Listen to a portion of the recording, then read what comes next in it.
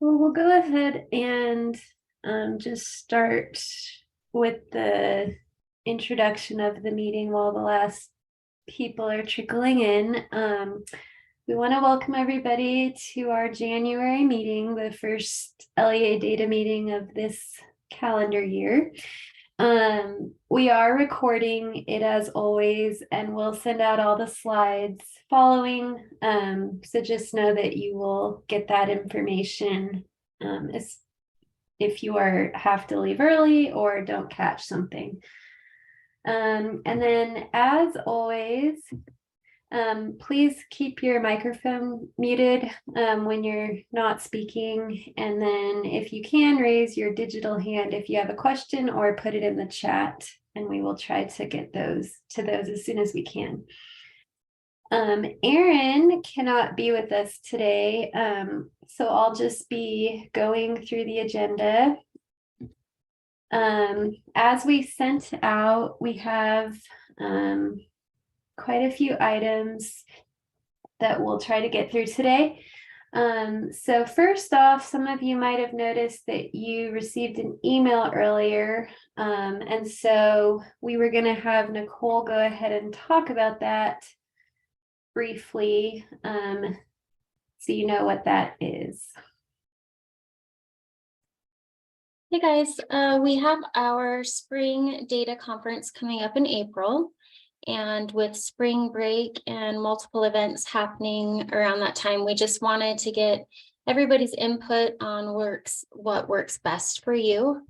So we send out an email that has a link to our schedule form, and that way we can just make sure that we can get as many attendees as possible. Also, there is a QR code on this slide that you can scan with your phone, and it'll take you right to the scheduling form. So if you guys could do that before the end of the meeting today, that would be amazing. Thanks, guys. All right, thanks, Nicole.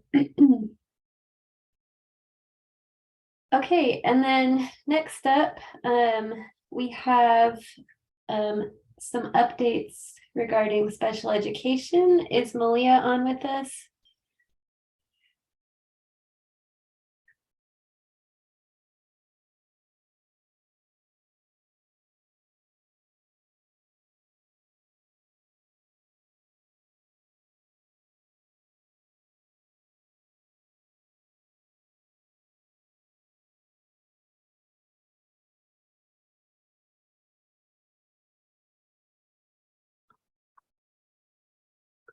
Okay, we might come back to that item once Malia joins. So we'll go ahead and just go a little out of order for now.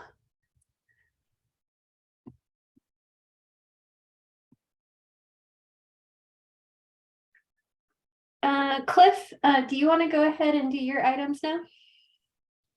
Yeah, that would be great. Thank Okay. you. So as stated here, the student zip code field and the physical zip code is this topic. If you can go ahead and take us to the next shot. We're discontinuing the collection of student zip code. Student zip code is the field name that has been around in the past for ages. And we had collected this previously when there was a student zip code, a student address 1, a student address 2, when we created the physical address for the CMP initiative to be able to reach out to students via email, via actual mail, to be able to get to the parents and get to their address. And we created physical and mailing addresses. This is a legacy piece. This is an aspect that we had not fully cleaned up yet. We just made it functionally protected, that if we had student zip codes sent to us by any LEAs, we mirrored it over to the physical zip code and vice versa, just for the safety's sake. We've now realized this is no longer needed. And we're going to be turning off the collection of student zip code. So I would recommend everyone double checks their file output and make sure that you're directing to the physical zip code. And if you continue to send the student zip code, it just won't have any effect. It won't be used.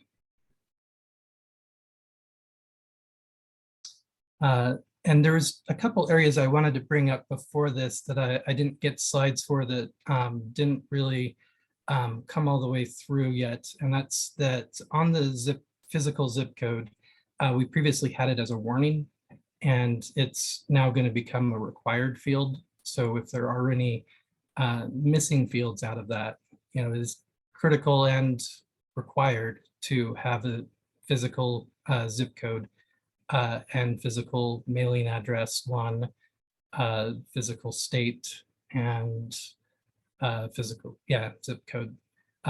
Address line 2 has and always will be optional. So you don't have anything in regards with that.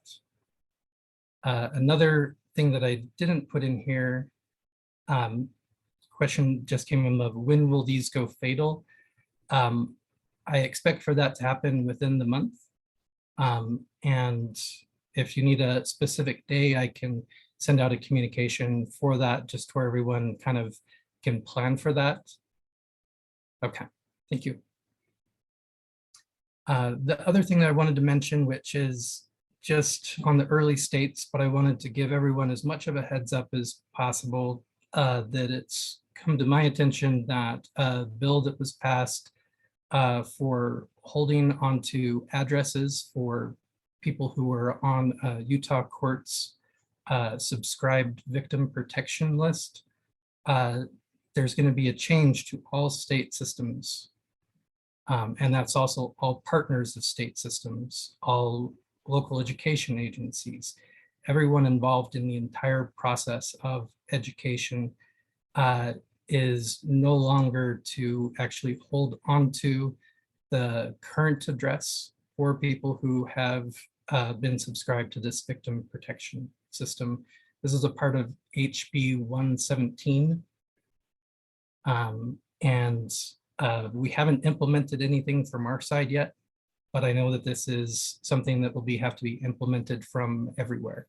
So I just wanted to give a heads up for that you can expect further discussions and needs to address that, to get the list of those subscribed individuals from Utah courts. And then at that point, they'll hold on to the current address, and the system would continue to take and accept the previous address.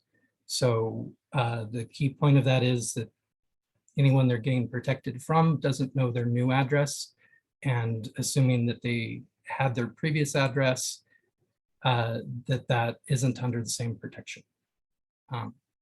Question came in of, is the physical zip code missing warning currently, and will the same error message be moving to a fatal error? I would say yes, the physical zip code does have a warning if it's missing, and that it is going to be essentially the same error. I think it might have like a error code number change, but possibly not. I'd have to check with my technical team on that if there's any high level or low level details that you might need to adjust. But if there is, if it's not a straightforward transfer, I'll make sure that I get that feedback out to everyone here after this meeting. Any other questions on that? There was one other question in the chat, Cliff. Okay, I think I missed it. If you could. Will the physical zip codes be pulled over from student zip codes in Aspire? Just like any other SIS, the data has to be sent to us with a collection. And this is only in relation to SIS collected data that then goes into UTREX. We're not giving any behind the scenes preferences to any SISs, even though Paula just confirmed that Aspire will do this. Paula, can you confirm if there's anything special set up for that, or if that's just standard, like I was saying? It's just the same way we pull the Okay. data. Perfect. Yeah. Yeah. The intent is that every student in Utah has an ability to reach out to the responsible person for them, parent, guardian, in some way, an address to potentially offer them assistance, support. It's not about a tracking or anything at this point, other than just assisting the students and having a way to get to them to do it.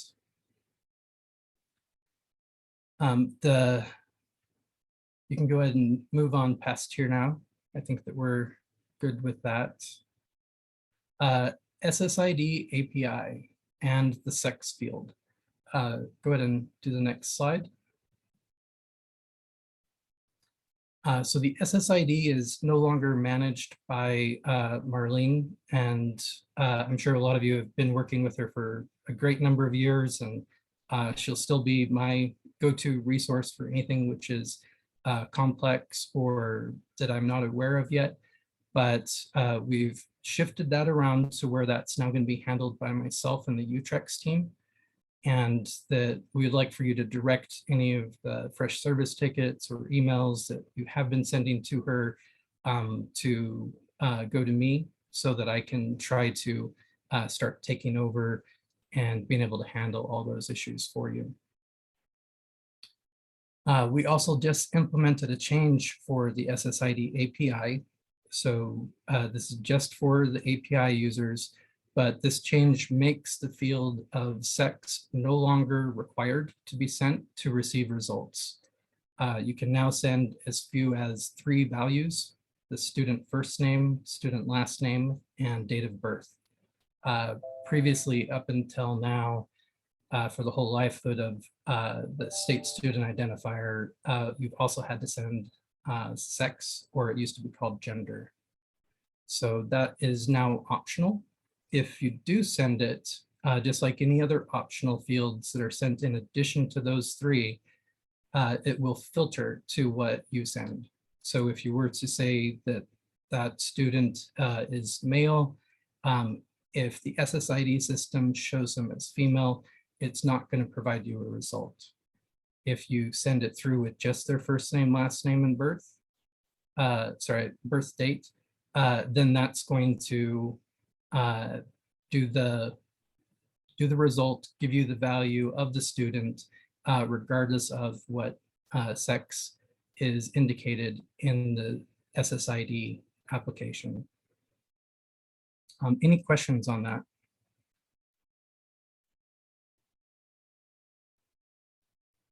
Okay, and just for any techie people that maybe are considering if they need to make changes on their side, this does apply to all of the endpoints for the SSID API. So it's not that you have to just do one specific one to get this behavior.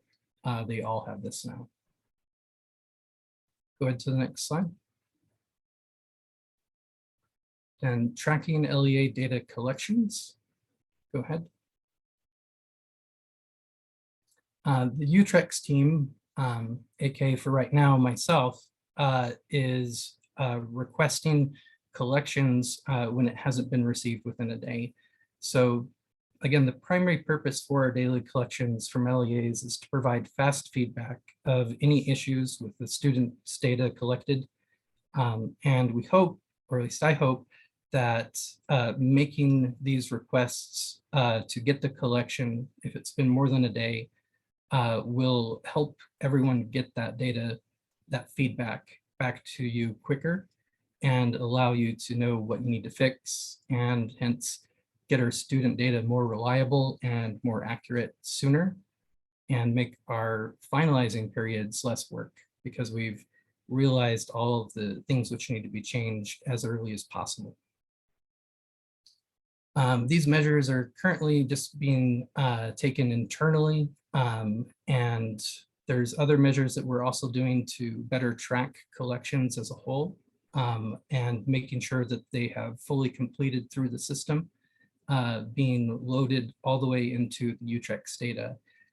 Some of you may have horror stories of trying to get your data into Utrex, and then you're you're saying, well, why isn't it there? We sent it and there aren't any errors. This is an internal attempt for us to close any gaps, to make sure that we're better capable of supporting you and making sure that we have all the information that we have as quickly as possible without having to then have research done in each case. So we expect a much higher turnaround time with this, and that internal tracking tool is going to be available for all Data Gateway state users. So it'll be a resource that many of us can use to be able to quickly answer a question of whether or not your collection's fully completed each day. This is in no way trying to replace Utrecht's overview page. Utrecht's overview page has a high amount of detail to it. And with that high amount of detail, it can be technologically difficult for some people to fully assess what the state of things are. And that's why, at least on our first run through, this is just an internal way for us to quickly get that information, and we can provide another means for external use after we've had success with internally. Does anybody have any questions on that or either of those two areas?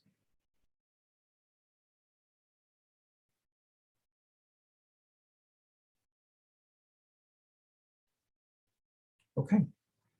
Well, I think that that covers what I have. Go to the next screen, and I think that's a transition to Kristen. Thanks, Cliff. And actually, we can go back to, is Malia on with us now? Yes. Okay, perfect. Well, I'm going to go back to that item. All right, thanks, Malia. Okay, so I have just a couple updates for special education data submission related items. So first of all, there was a change to board rule R277419 that was approved in December. And it's specifically the section in that board rule that has to do with continuing membership eligibility. So now if for students with an IEP, if they have, when they reach that 10-day limit for unexcused absences, where you would normally have to stop claiming membership for the student, now you're going to be able to potentially keep them in membership for up to 30 days. So if we read this carefully, so first, so the LEA shall continue to provide a student with a disability a free and appropriate public education, that's stands also known as FAPE, even when the student has not attended school or engaged with the LEA during the prior 10 consecutive days. So that's saying, and I'll go into this more on the next couple of slides, that so even though if the student doesn't have an IEP, after 10 consecutive days, you no longer have any obligation to provide FAPE to those students. But if a student has an IEP, you do potentially still have some obligations to them. So even though state law requires you to stop claiming membership for the student, it doesn't mean you don't have obligations for the student anymore. B says that the LEA shall maintain the student's enrollment in the LEA. And we're going to go into this a little more also. And this is kind of a how we use particular terminology issue, that enrollment to some people might mean the student is attending and you're getting membership for them, whereas to other people enrollment might mean that you have them in your SIS system, you're holding a seat for them regardless of whether they've been actually actively attending. And then C says the student may continue, the LEA may continue to count the student in membership for funding purposes up to 30 days if the LEA documents that the LEA is working to locate and engage with the student with a disability.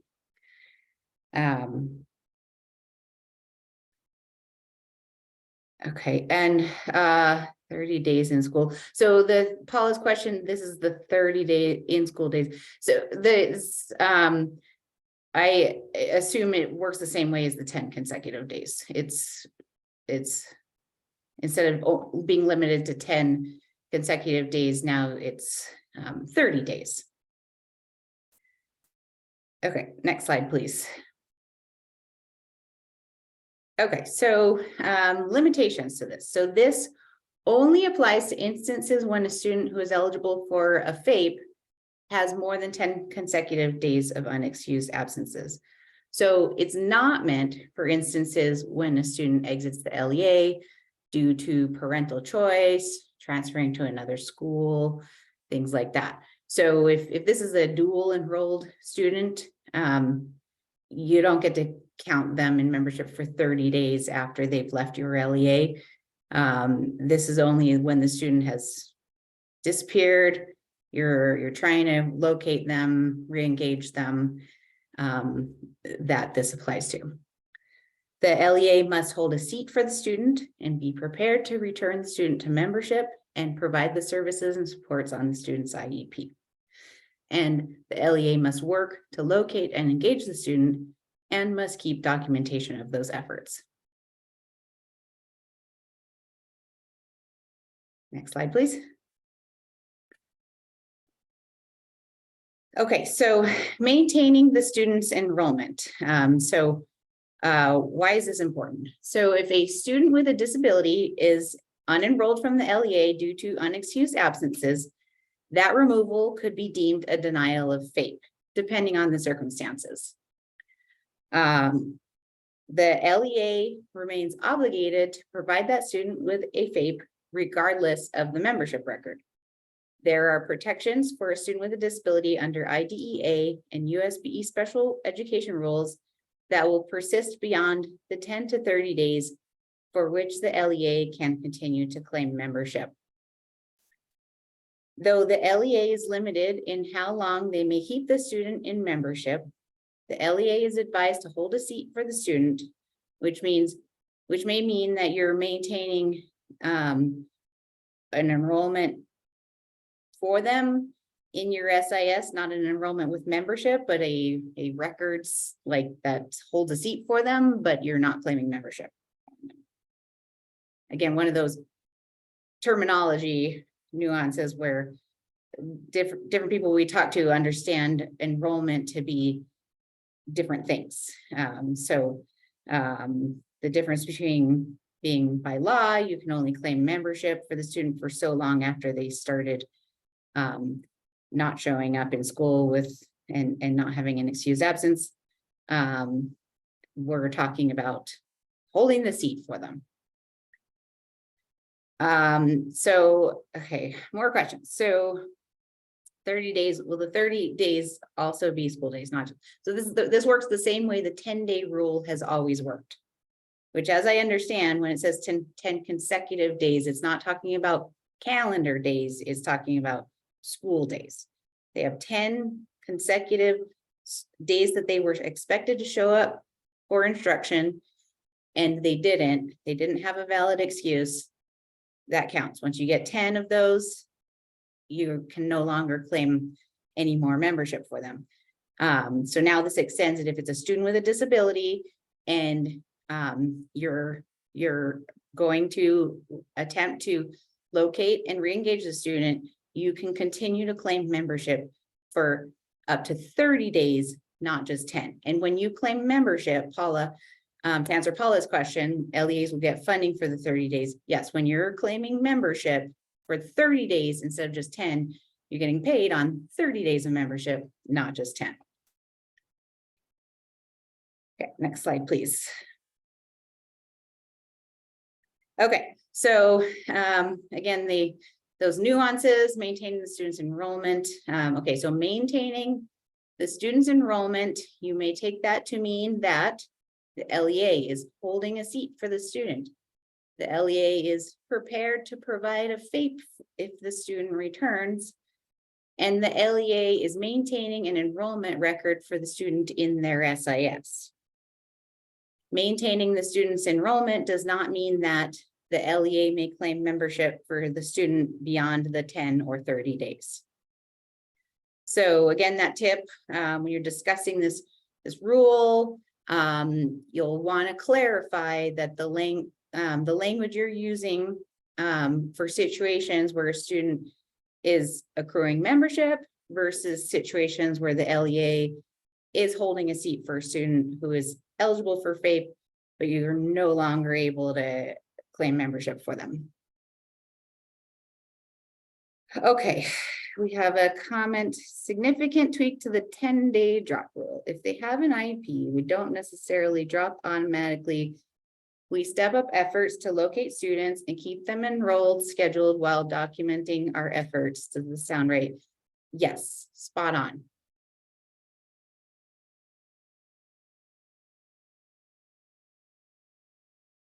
Next slide, please. Okay, so locating, engaging. So this was part C of that update to board rule. So things you can do. First of all, use the student lookup and data gateway. Make sure that the student didn't just leave your LEA and go to another LEA without telling you. Second, an LEA may issue a letter to parents whose students have been absent for an extended period, stating that the LEA remains ready, willing, and able to provide the services on the student's IEP. So we refer to this as a ready, willing, and able letter. An LEA may do a home visit in an effort to engage the student. An LEA may initiate an IEP team meeting to consider any additional services and supports that are needed to engage the student. And then, as is required in C of that board rule, you have to keep documentation of these efforts, these and other efforts to locate and engage the student in order to meet the documentation required in board rule for claiming up to 30 days of membership. Okay, and I'm going to pause to give Stephen a chance to ask his question or share his feedback. Yeah, sorry, I would have typed it in, but I just couldn't word it right. If you go back to that previous slide real quick, can you? So these first three bullets, LEA is holding a seat for the student, maintaining enrollment record. Does holding a seat mean like in the same placement and classroom, or can we, if the kid disappears, can we, fill that classroom spot with someone else, and when this kid comes back, place them in a different classroom? Or does that mean that their spot in the, so not just the enrollment in the school, but enrollment in a course needs to be held? Right, great question. So this is basically, so if the student after an extended absence, all of a sudden decides to go back to school, comes to your LEA and says, I'm ready to return to school now. And in the meantime, you've reached capacity. You don't have room for another student. And so you turn them away. That could be a denial of FAPE. And so the student, their parents would have standing to initiate a lawsuit for denial of FAPE.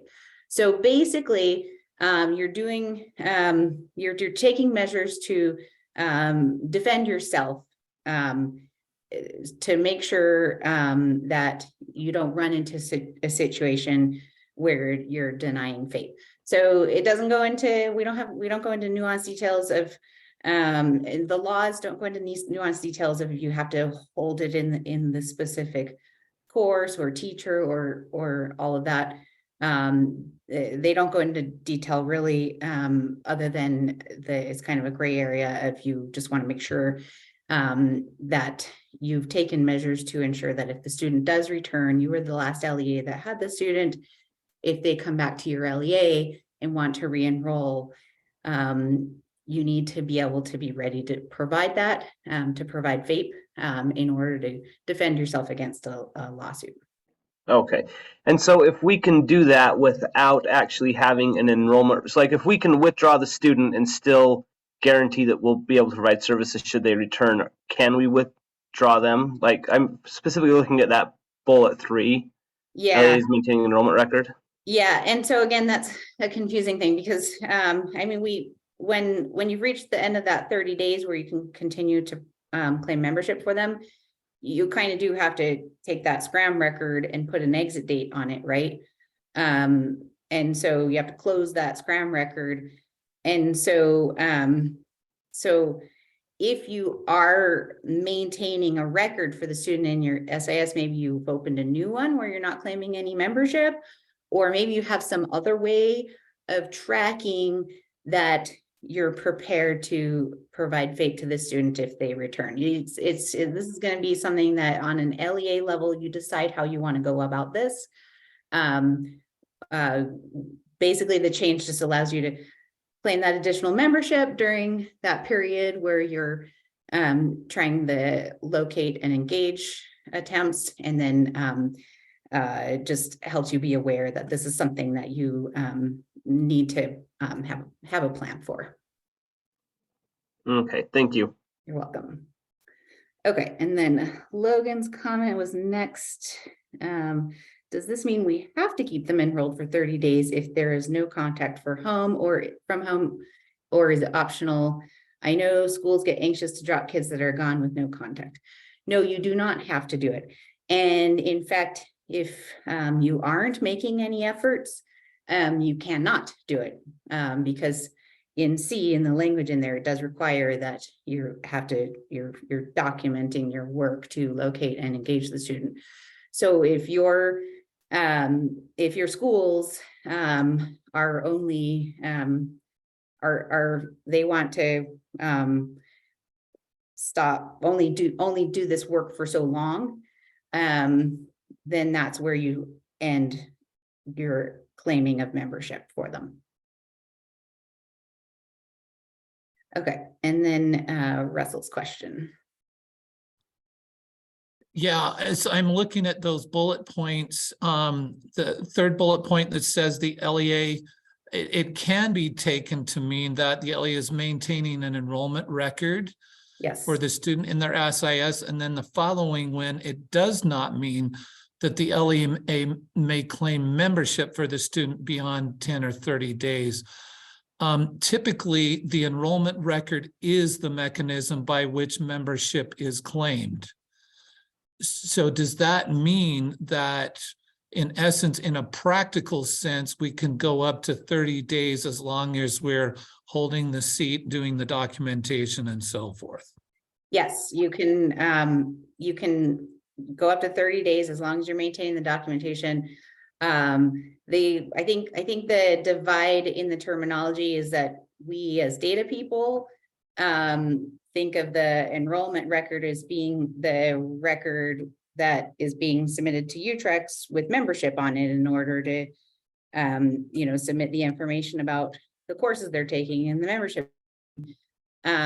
Whereas when you talk to a special ed director and you're talking about unenrolling a student, in their mind, it means they're no longer responsible for the student. So to them, unenrolling means more than just stopping to submit the record in which the membership data is being submitted to us. So for talking to your special ed directors, you want to be careful about using the term unenroll and maybe substitute a term like removing from membership rather than unenrolling. And so as long as you've got your communication terminology between you and your special ed team down to where you each know what each other is talking about, and then you understand what you have going on as far as how you're tracking this in your SIS system, then we're not going to prescribe a specific way for you to do it. That's up to you, what works best in your SIS and among your teams in your LEA. But yes, the first three bullets were that these may be taken to mean, and then that next bullet point was does not mean. So yeah, it may mean that you're keeping an enrollment record for the student, but it would just have to be a record that doesn't have any membership being claimed after the 10 or 30 days. When does this go into effect? This, I believe it already is in effect. We will be sending you out the copy of the, actually, I think I might be able to get to it real quick. We'll be sending out a copy of the board rule with its changes in it from that December board meeting. And those have the effective date printed on them. Let's see if okay. So this is from the draft 2 date was November 30, 2022. Notice.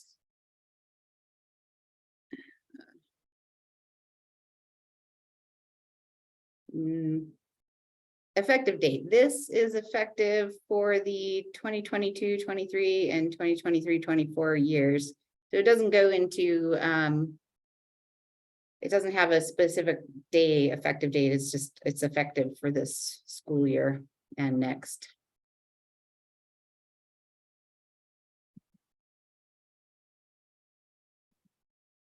Okay, and a couple more questions. Have special ed directors been told about this? If so, when? If not, when will they be? Good question. I am not sure. They have quarterly special ed director meetings. I think the next one is one in February. If they haven't been told already, they'll be told in the next special ed director meeting. Although I would think they've probably been told already. They were probably told that this was something that was being drafted and keep an eye on it. But I do not know for sure. We'll have to include that in the Q&A meeting notes when we send that out from this meeting. Are there any ramifications to the LEA if they do not try to reach out after 10 days? No, you're not. Again, the whole point of the continuing to reach out and locate and engage a student and holding a seat for them is to prevent a culpability in a lawsuit of a accusation of denial of faith. Nobody requires you in any Utah law to reach out after 10 days. This change is simply about how much membership can you claim for a student who is unengaged like this, and allows you to claim more membership, which is fair because you're making efforts during those additional days, not just the 10 days. The ramifications would be if the student came back and were denied FAPE. Okay, what about next school year? Stephen, is that because the board rule said it was effective for the 2023 and 2024 school years and doesn't go beyond that? Is that what this question is? Yes. Okay. So I know that the board is and the special ed team are trying to are actively trying to find better solutions for this. So that's probably why the board rule update is listed as just being for this year and next year. We're expecting to hopefully come up with an even better solution soon.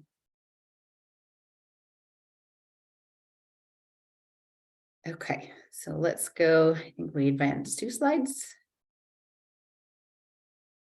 Okay, And then, questions that immediately came to my mind is, does this impact any validations? Does it impact the dual scrum validation? Does it impact membership proration?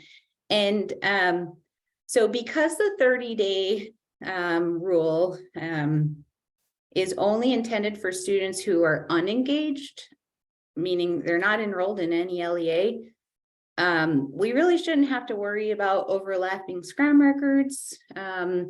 Right now, the dual Scrum validations are warnings for up to the first 19 days of overlap, calendar days of overlap. And then on the 20th day, it becomes a fatal error. And we shouldn't have to change that because of this 30-day rule.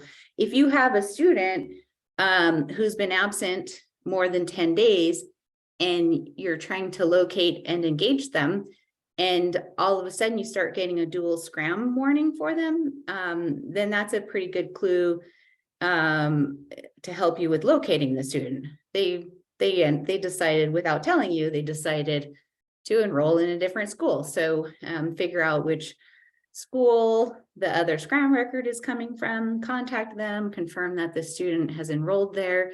And that means that your LEA has now been relieved of your obligation to the student. They've moved to a different school. And then as far as membership proration, same thing, the student, because there wouldn't be the overlapping membership, they shouldn't be earning in excess of the allowable membership. So there shouldn't be any need to change the membership proration.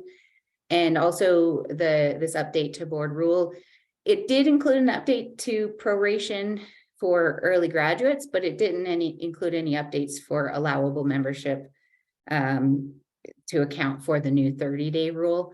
So yeah, no, we won't be making any changes to dual Scrum validations or to membership proration. Okay, and then one last update. So the special education rules have been updated, and there's a whole bunch of things have been updated, but the things that impact data submissions are few. So the biggest one, I think I already mentioned, the developmental delay, the age that we allow a student to be submitted with developmental delay as their disability classification has been updated to align with the Code of Federal Registrations and Practices, which says that a state can use developmental delay through age 8. And so now we've updated the S2 603 validation to not trigger until the student's 9th birthday. It used to trigger on the 7th birthday because we used to only allow developmental delay through age 7. That change, the S2 603 validation change, was updated a week or two ago. So if you're seeing any students who are getting that validation on their 8th birthday, let me know right away. We'll look into it. As of right now, you shouldn't be getting that validation on any students if they're younger, younger than 9. So it should start triggering on their 9th birthday. And then I skipped a question here. Perhaps we are alone in this, but we only got the overlapping warning several months after the actual overlap. Be mindful of this. Yes. So Robert brings up something. We found there was a problem with the way the membership days were being treated as characters rather than numbers or something like that. And so it was only triggering on students with, is that the one that was triggering wrong? Anyway, we fixed it now. So this shouldn't be an issue anymore. Okay, and what if we have a parent who calls every Monday and excuses her child for the whole week and continues to do this week after week. So I'm not qualified to answer that question in terms of IDEA laws. In terms of claiming membership in Utah code and board rule, it depends if the excuse is defined as a valid excuse. If it's defined as a valid excuse, Utah code and board rule allow it. But if this is a student with a disability, I would have your special ed director or an IEP team look into this, because there probably are concerns. Okay. So I think that's the end of my presentation. My email address, I believe, was on the first slide of my section. So please email me with any questions, and let me know if you have any anything with the S2603 validation where you think it's not working correctly. Thank you. All right, thanks, Malia. And then Cliff already did these items, so I'm just gonna skip ahead real quick. Okay, so we had a couple items on the agenda from Kristen. I believe she had a dentist emergency, and so Jonathan, are you on? Yes, I am. Hey, great.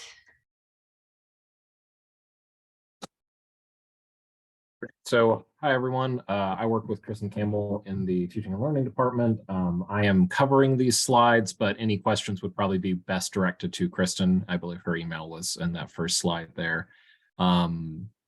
New core code updates. These should, we just had some updates to our core codes. The file containing those updates should have just been emailed to all Utrex users. And it is also available on our site at that address. And as it continues to be updated, we will continue to push that out to users and update that site. But the list on the site now should be current. That is all about that. I guess we had some questions about the Opportunity Scholarship. And just to clarify, that is pulling from Utrex records rather than transcripts. And Yushi is working on being able to count courses that are not yet enrolled. Questions on that, actually, rather than Kristen, should go to Cassidy Stortz at Yushi, and that's her email there on the slide. And we wanted everyone to know a little bit about educator license renewals. The final renewal steps will be available through USIMS as of February 1st. It may or may not be up before then, but we're asking you to wait until February 1st to try it. The new renewal form is available at that link below. On that new renewal form, you'll note that suicide prevention is an LEA responsibility. So there is not a specific place to track that on the form, but it does count towards the needed 100 points to renew the license. And the annual code of conduct and annual trainings are also LEA responsibilities and can also be counted towards renewal. Yes, that the renewal form link, Stacy, is that what you're referring to? Yes, absolutely. I will put that in the chat. And that is all I have. And again, if you have other questions related to that, Kristen is probably your go-to. All right, thank you, Jonathan. Cliff just said I have a question for Kristen on the Yushi count. Okay. All right, so next we have Riley, who will be giving us an update on the SOAR report. Hi, everyone. So the SOAR reports, again, those are the student outcome accountability reports, and these are created to provide counselors with data on students to assist with their decision-making processes. So the updated SOAR reports are now available and they contain information for school years 2020, 2021, and 2022. And you can access this via the USB data gateway, and you'll log in and then go to My Tools and then click SOAR, and that's under the counseling heading. And then you can select a district, and then you can select a school, or you can select, there's a link that says all LEA schools reports zip file, and that will download all the reports for all the schools in your LEA. And if you're able to download those and let us know by next Tuesday, just give a quick look through if there's any schools that are missing, or if any schools don't have any data. Please email us. IT is working on fixing the reports for missing school data that we already know about, but it'd be helpful to be able to have as many fixes that are needed by the 31st, so that they can fix all of them at once. So that is it for me. All right, thank you, Riley. Also, one thing, if you have people in your LEA that need to access the SOAR report, and they don't have that role in Data Gateway, you can contact myself or someone on our team, and we can make sure that they have the SOAR report counseling role to view that report. So I have just a couple announcements regarding other UTREX reporting. So the first one is on the school summary cumulative report. This is the year-end school summary report. So this seems to happen from year to year, where LEAs will go in to access it prior to year end and it won't have data. So please notify us if that is the case. That helps us to put in a ticket to IT to get that report accurate earlier than year end. So it is fixed as of now, so you should have data for that year end report now. Please make sure if you can check it now that we're a little bit a ways from year end, so we can make sure that it does have data for every school. We often find that new schools don't always show up, and so that's something that we'll have to put in a ticket to IT to have that addressed prior to year end. So please don't wait till year end to review that. It would be helpful if you can let us know early so we can get that fixed. And again, this is the school summary year end report. It's called the school summary cumulative report. And if you can review it to make sure you have data for all schools that you have in your LEA. All right, the next announcement I have is regarding the archived reports for October and December.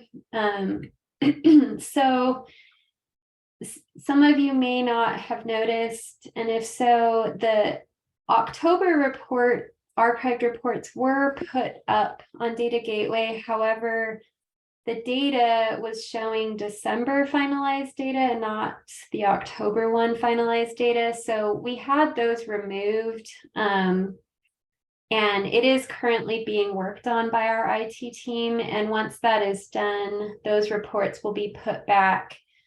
But we didn't want to keep the incorrect ones up there. The December ones are done, and those should be up there now for your review. So please let us know if you do see a problem, but the December ones should be there. The October ones, we will let you know once those get regenerated with the correct data. Okay, and the last item I have, Aaron was actually going to go over this, but he isn't here. We heard from Paula that there may be some feedback about the July finalized submission date. So we just wanted to ask here whether that's in the chat or if you want to email us or raise your hand. If there's any LEAs that have issues, again, I wasn't the one that received this feedback, but Paula said some LEAs don't prefer that July 7th date for the finalized deadline.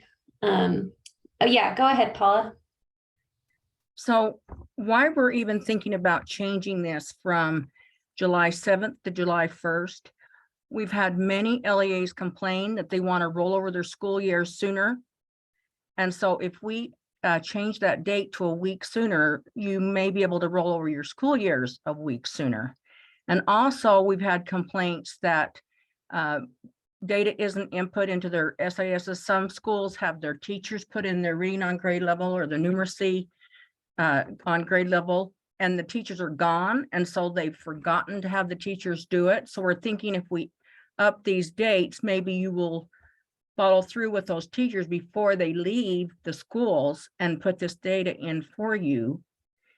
And also we've had complaints that because of the July 4th holiday, people don't want to go back after July 4th to finalize their data.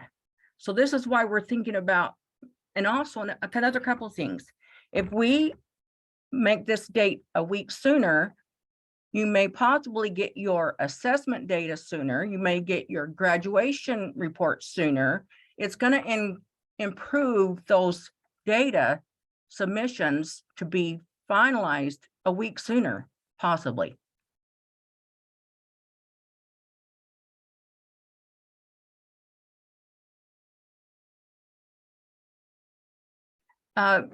Callista, does this have to go before the school board to be approved, of course?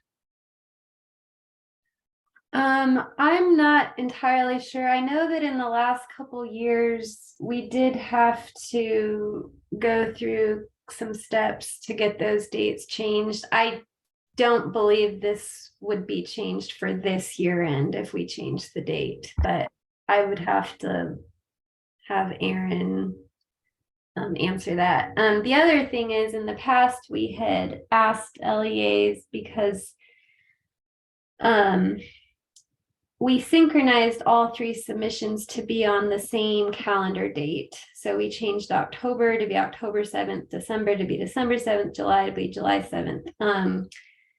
And so at that point in time, that was sort of the feedback we got, that LEAs preferred that to make it less confusing than having different dates, and that having the deadline on October 1 or December 1 was problematic to not give LEAs enough time to get those data submissions done. Malia has her hand up, so I'll let Malia.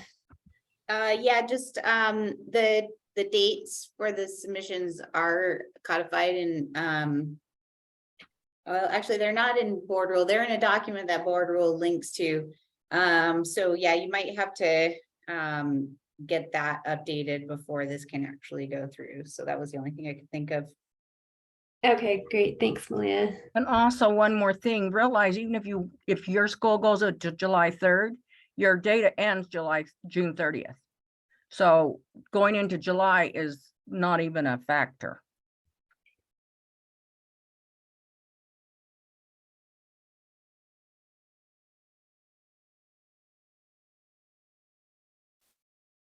That is true what Lynn said. Just another point to think about. We open the finalizer, we try to at year end. In some cases, it's been 2 weeks in advance of the deadline. So you don't have to wait till July 7th. You can finalize on July 1st or even prior to that.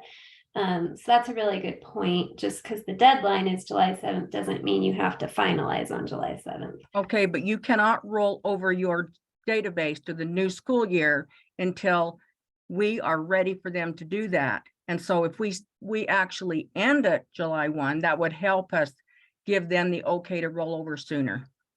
Correct. I think he's just bringing up, as well as on the USBE end, there's other things that get affected by moving up everything. So just trying to consider all tasks leading up to year end. So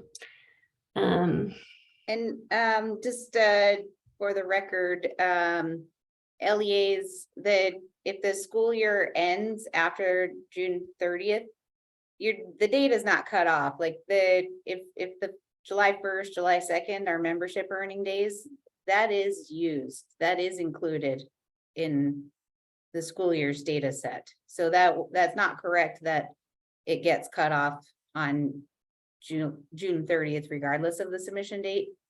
The submission, when you submit it, if you have kids who, schools that have school after their last day is after June 30th, if the submission day is July 1, you'd want to make sure that the data that you're submitting, that you're finalizing on July 1 reflects the accurate last day of school for those kids, because otherwise you're not getting the correct membership for them. Thanks, Malia. Stephen also brings up another point, that moving the data potentially would be a problem for LEAs that have schools that are in school later. So they had a couple schools that went till as late as July 3rd. So that's another point to consider, that for some LEAs, their schedule might not allow them to finalize that early.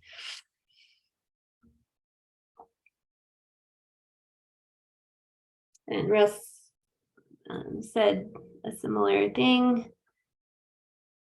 And it looks like Russ said that was possibly one of the reasons why it was July 7th, was because of those schools that went through July. It gives them time to get their data. So it looks like there's needs to be further discussion on this. It's definitely not something that we can just change without considering all of the different things that would relate to changing the date. And Stacy, yes, if we were to actually change it, we would definitely make it known through communication and give everyone lots of notice.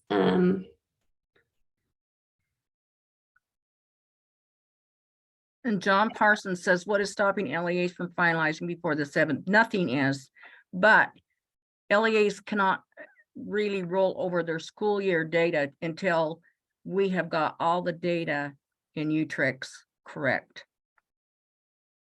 So we have to wait for everybody's submissions to be finalized.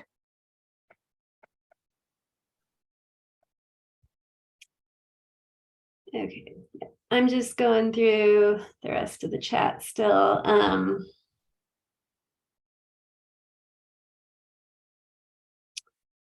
All right, so I don't think that this is something that we're going to have decided right here and now. We kind of just wanted to hear feedback from you about what your current thoughts are on the current date, and if we were to change it, if there's a desire to do that. But there definitely are considerations to keep it the same, as well as change it. So can I address one more comment here, Malia? Mr. Seal says, doesn't the rollover depend on the SIS? No, it does not. If the finalizing is finished and your LEA has rolled over your school year and you are contacted by data statistics that you need to submit again, you would need to be able to submit the prior year data. yeah, so the Utrex rollover is it. We don't have a specific date on it. It varies year to year depending on how long the finalization takes. And then there's some IT processes that happen. We audit the data. So it's generally anywhere from mid to end of July. And that is something that we email out when LEAs can roll over. That's not something that you can just do as soon as you finalize.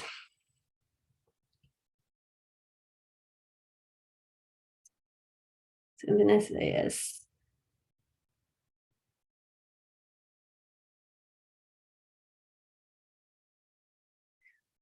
I'm not sure if I understand the last comment about, so once the Utrex rollover happens, you can no longer submit prior year data to Utrex from the rollover point on, you can only submit the new school year. I'm not sure though if that's what that comment meant.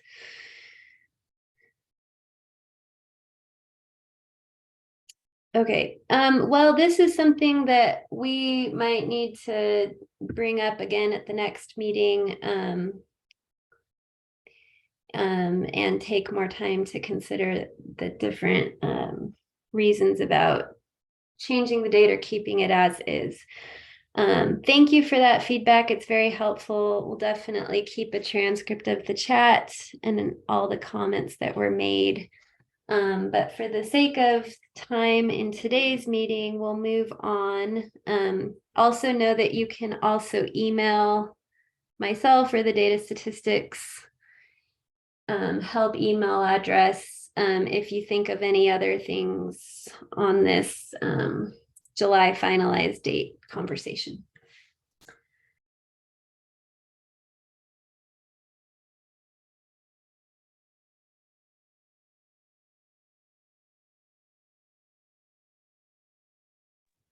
Sorry, I was on mute.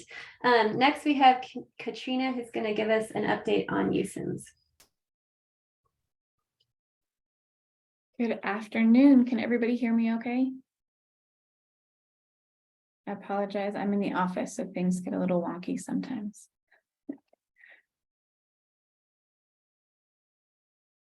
Are we good? Can we hear me? Yes, I can hear you, Katrina. Okay, perfect. Thank you. I was like, oh crap. All right.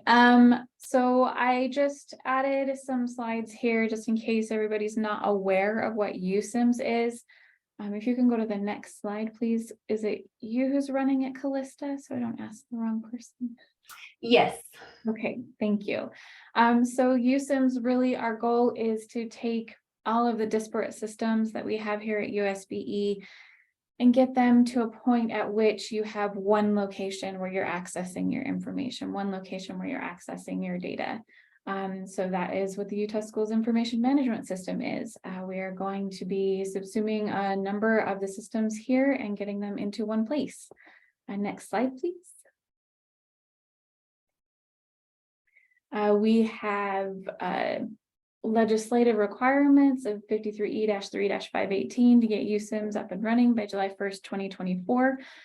The goal is reducing redundancy, creating a fluid architecture that allows people to access and respond to legislative requirements, to access their information and respond better to legislative requirements. It's going to be cloud-based, so it's available everywhere and you don't have to install a system or do anything special to access it. We're going to put automation in as much as possible in every place that we can to reduce those manual submissions that have to happen. Like I mentioned, we're trying to get all of your data collections and reporting into one place so we don't have 14 different systems where you're uploading information. Next slide, please. Now the fun stuff. This is what our teams are currently working on. We have 3 teams who have been divided into kind of 3 different domains of USIMS. We have an educator team, a student team, and a finance team. The educator team is currently working on some final pieces of the Utah Interactive subsumption, getting rid of Utah Interactive and allowing all of that information to be processed within USIMS. And then the student team is working on assessments right now. They're working with the assessments vendors. Right now they're working with Cambium, I believe, for the RISE assessment and getting kind of the basics of assessments ready to go so that we can start importing that information into USIMS and making it accessible. And then the finance team is working on the USBE chart of accounts. So those of you who get to deal with the chart of accounts, hopefully we can have something in USIMS here soon enough to let you all take a look at it. That's hopefully going to come up in the next month or 2. So that's really what they're working on. Our educator team recently completed quite a few pieces of the Utah Interactive subsumption. The student team is just released a homepage, and the finance team, wow, my brain, the finance team just completed some event storming, some domain mapping so that they can actually get their first release done. I'm going to stop right there and ask, are there any questions on roadmap or USIMS or what the work that is going on is about or doing?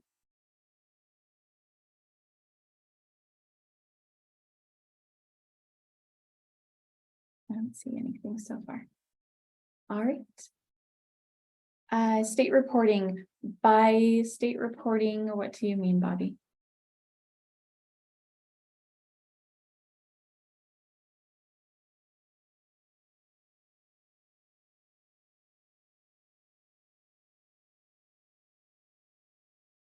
I can make assumptions. Current Utrix course codes. So those will be after assessments. We have a goal of actually getting up a second student team. So that we can get work on the student backpack in concert with the work on the student assessments, or on the set assessments. So hopefully that will happen, ideally end of this year, October, December-ish.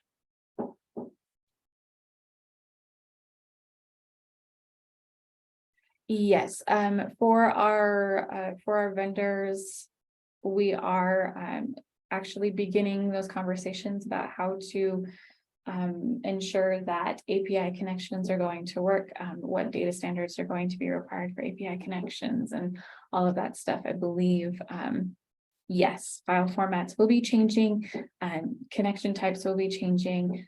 So if you are an SIS vendor, or if you're concerned about your SIS vendor, please contact me. I'll let you know who we've been talking to, who we've been working with, because we are directly working with a lot of these vendors to ensure that the systems that they have or are creating will be compatible with USIMS.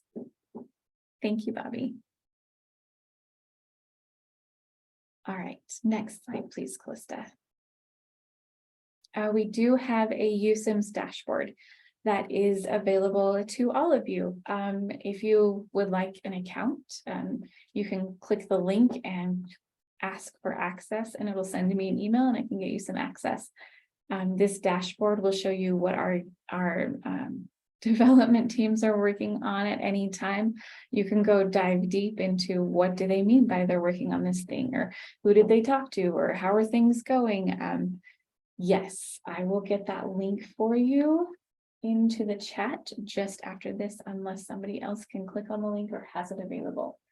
I will get that for you, Robert. Any questions on the dashboard while I grab that?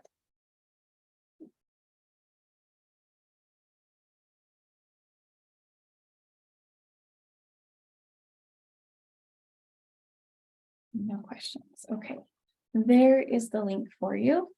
It's ugly, sorry about that. Next slide, please, Calista. These are our upcoming events. So we have focus working groups and sprint reviews for every one of our domains. BAs for LEAs are invited if they have a specific domain or a specific concern that they have. I know some BAs focus on finance data and some of you are focused on student, and that's great.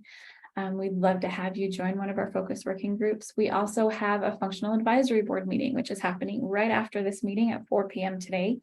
And that's going to be a high level status and feedback, a little bit more in depth than what I gave here. Updates from each of the teams. You can talk with the product owners and things like that in that functional advisory board meeting. We also invite all of our vendors and those who would like more information about USIMS at a higher level to join us at that meeting. And I think that is all the slides for me. So any questions?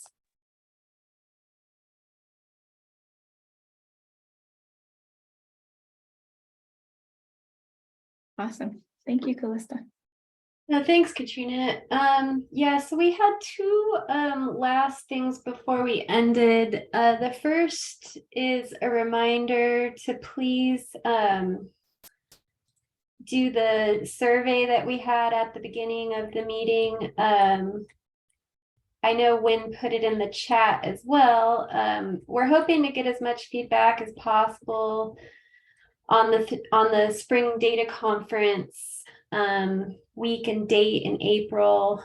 So the more feedback in terms of data that we can get, the better. So if you can please just take a minute to fill that out, it would be much appreciated. Wynn, did you have anything else you wanted to say on that? No, that's great. Thanks for the chance to hit that one more time. Definitely want to hear from folks. And I think Nicole's going to paste the URL web link in the chat if that's more appealing than the QR code. And there was also an email sent. So we've only heard from about 60 folks.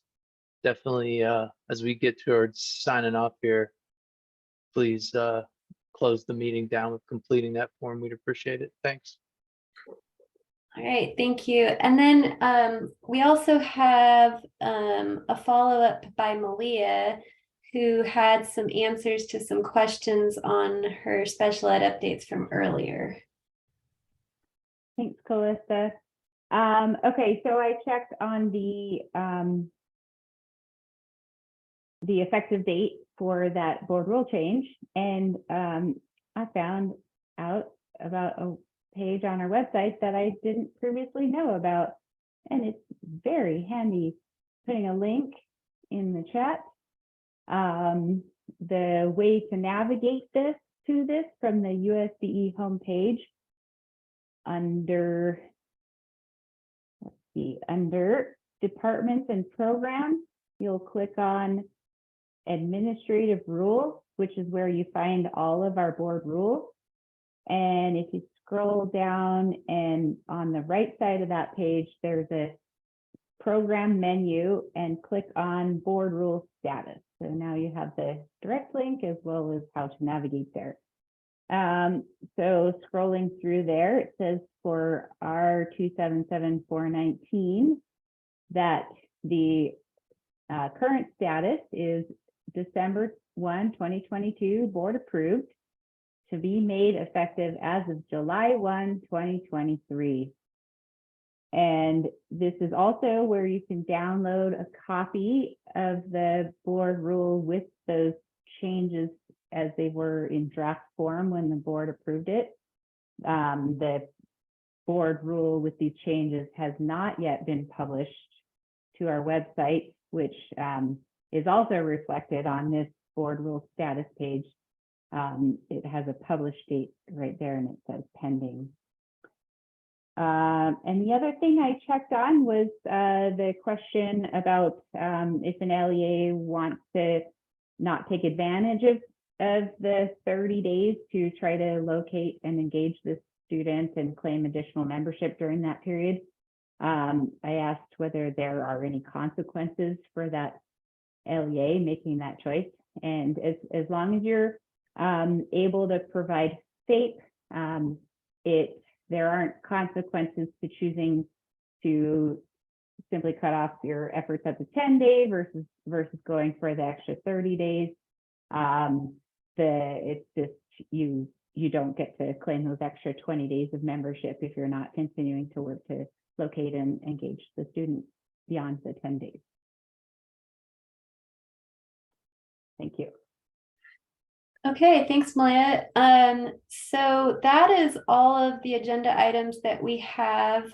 Again, all of these slides will be sent out, as well as meeting notes and the recording. Oh, it looks like Stephen has another question. Yeah, so since it's not effective until July 1, 2023, that means we'll start, this will be effective. You can start claiming beyond 10 days next school year. Oh, and then also there was the question of whether special ed directors have been made aware of this. And no, they have not been. Let's see, and that's probably because it's we're so far in advance of it actually going into effect. So that'll probably be on a special ed director meeting sometime this spring. All right.